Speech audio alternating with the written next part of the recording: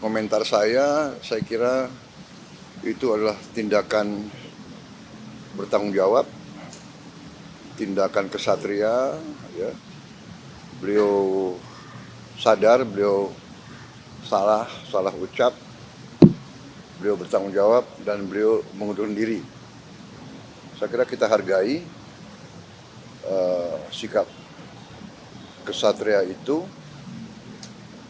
Saya kenal beliau, ya mungkin karena beliau memang bergaul dan sering berceramah di kalangan bawah. Mungkin bahasa beliau niatnya bukan niat jahat, bukan niat menghina, tapi terlepas mungkin ya salah ucap. Beliau sadar, beliau salah, beliau bertanggung jawab, beliau mengundurkan diri. Saya kira itu ya jelas. Saya kira di Indonesia juga jarang orang merasa salah, bertanggung jawab dan mundurkan diri ya. Jadi kita hargai yang itu. Tapi ya beliau sendiri sadar bahwa beliau salah. Download Tribun X sekarang, menghadirkan lokal menjadi Indonesia.